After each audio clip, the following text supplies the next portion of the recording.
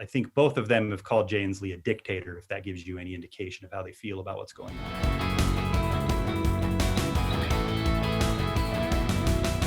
Hi, I'm Scott Leadingham. Thanks for joining us here in the unique Northwest. And it is a unique time, as we are all well aware by now. And joining us to talk about some of those unique things is Nick Deshais. Thanks for joining us today, Nick. Thanks, Scott. Good to be here. We are well aware by now of a lot of things happening on the coronavirus front. And one of the things that happened recently was Governor Jay Inslee relaxed some of the restrictions on outdoor recreation and fishing. Those would eventually sunset on May 5th. And you talked a little bit with people at a rally or a protest, however you want to say it, for fishing in Spokane recently. What are some of the things that you heard? Well, it was pretty interesting. I went to two protests or rallies that day, and the second one was the Let Us Fish rally. And right when I showed up, I ran into the organizer of the event. Of course, we stayed 6 feet from each other, but her name was Tara Altman. She lives up in Stevens County, which she says she needs to fish because she doesn't go to the grocery store a lot. And as she told me, she needs 30% of her freezer to be filled with fish by the end of the year. If she wasn't allowed to fish, she's not allowed to get her food. And, I asked her if she agreed with most of what the governor has put into place. She generally agreed that we should keep socially distant, but she didn't think the fishing rules made any sense. And as I walked around and talked to people, it became clear that a lot of these people, they weren't really from Spokane. They lived in the woods around Spokane, and fishing was a very solitary activity that they did either for fun or to get their food. That was the argument they were making is, we do this alone. We're not around anybody. It just didn't make any sense to them. And that's why they were out there that day with their fishing poles very far from any bodies of water. Well, we'll note that other rallies, and you attended another one of those in Spokane, and there's been many others around the state and in all regions, talked about more than just fishing, namely, ending some of the larger lockdowns, getting the state back to work, ending the hits on the economy and those sorts of things. And a lot of Governor Inslee's opponents, both normally just political opponents and opponents for governor, have been at some of those rallies, and you've reported on some of that and what they've been saying. I wonder about notably Tim Eyman, for example, a name in the state that many people know for his anti-tax initiatives, also running for governor as a Republican. He was at one in Spokane that you were at, and it kind of looked a little bit like it could just really be a Tim Eyman campaign event, even though campaigning isn't really going on in person because of the measures. So was it as much like a Tim Eyman campaign event as much as it really was about lockdown measures?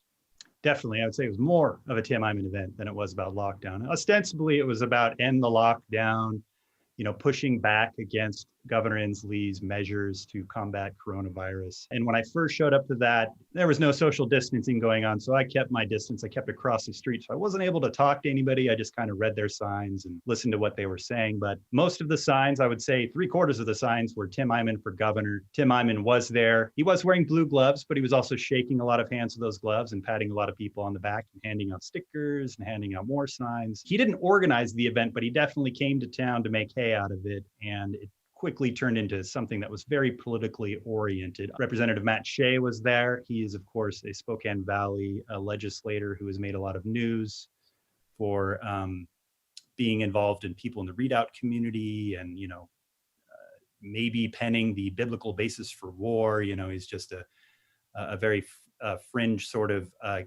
politician. He was there shaking hands as well, Facebook living to get out to his people. So it really turned into a very anti-Jay Inslee and I don't know what you'd call it, but pro ending the lockdown. And I think both of them have called Jay Inslee a dictator, if that gives you any indication of how they feel about what's going on. Right, as have other candidates for governor against Jay Inslee, as you reported on. So we won't go into that. We've heard you talk about that before. You can see that, of course, on our website. But speaking of things that are opening up at this time, farmers markets. And we know that that is a big activity that a lot of people engage in, often on the weekends or other times. And a lot of towns and cities throughout the region, not just in big cities, but all over, have some form of farmers market.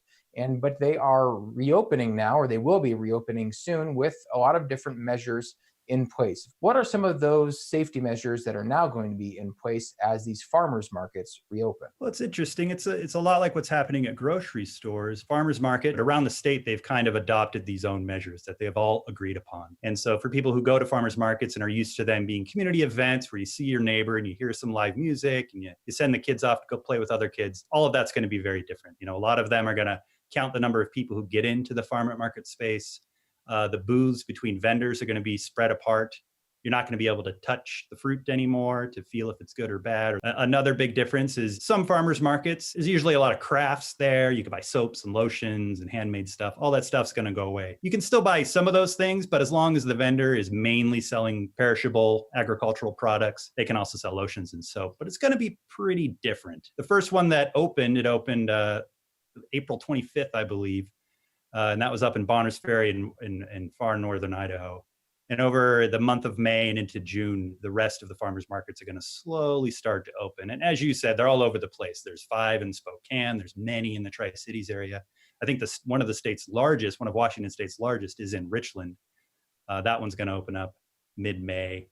And so, yeah, it's spring. Everybody's ready to go to the farmer's market, eat some fresh local produce, but it's going to be pretty different this time. On to a more somber topic, of course. We don't want to forget that many people have been affected health-wise and have died throughout the region. And many of those clusters of deaths have happened in long-term care facilities or nursing homes. So I just wonder, generally speaking, what are some of the concerns and some of the safety measures that are being put in place in long-term care facilities throughout the region? Basically, no more visitors are allowed in. The workers that do work at these facilities, when they come, they're getting their temperature tested. They have to have their masks. They have to have their face shields. So a lot of rules are being put in place, but we're still having these outbreaks. Interestingly enough, Multicare, which runs and owns a couple facilities in Spokane, they have what they call a drop team. And so if they hear that there might be a case at a nursing home or a long-term care facility, they'll go in, with permission, of course, of the owner of the facility and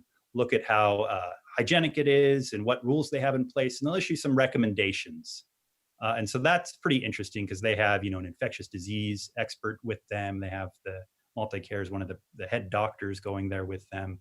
So they've gone around and I think I believe last I heard they had inspected or had issued recommendations to 250 long-term care facilities in Eastern Washington, which is almost all of them. So they've gone around and done their due diligence and tried to prevent outbreaks from occurring where they haven't yet. And one area of precise concern that you've covered is the Spokane Veterans Home, which is run by the state VA, not the federal VA, 2 distinctions there. But tell us some of the dynamics that have happened there in the Spokane Veterans Home and why people are so concerned about that. Well, yeah, and that's how I found out about the Multicare drop team, because they went into the Spokane Veterans Home. And so just to go back in time a little bit, in late March, one of the people that works at the Spokane Veterans Home had some symptoms. They got tested. They still haven't got their test results back. During that half shift, from what I've heard in my reporting, they had contact with 2 of the residents there. Now, over the next month, those 2 residents died, and 36 or 34 other residents tested positive for coronavirus. Now, you look at the other 3 veterans home in Washington state, there's only been 1 other positive test case, and that's in Orting. And then there's been a positive employee test in Walla Walla. So clearly there's something going on at the Spokane Veterans Home. There was an outbreak. I haven't really got a clear answer. I don't think anybody knows yet. I don't know if anybody will ever know what happened. Everybody's kind of pointing to that one employee who came in and put the seed down. Of course, nobody's blaming this employee. It was early days. We still were all confused of what we should do. And if anybody really should shoulder the blame, it's the facility. But again, I've talked to the people at the Spokane VA Hospital, and as you said, that's federally run as opposed to state run like the homes. And they say, the home did everything right. They did everything they should. Once the Multicare team came in and issued the recommendations, they accepted them all, and they've made it a very clean running place. And so they've assured me and others that this happened. There was an outbreak, but it's been contained and it won't happen again. And as we talk, at least, a number of those people who were diagnosed at the Veterans Home have been transferred to the VA hospital, the federal VA hospital in Spokane. Any kind of update on numbers there, or what their condition is, or how they might end up coming back to the Veterans Home? Yes, of course. It's about 30 residents of the Veterans Home have been moved to the VA hospital. And none of them are in intensive care. They're all being isolated, being monitored. I asked how long they might be there. Of course, nobody knows. The rubric they're using is they have to have 2 negative tests within up 24 hours apart from each other.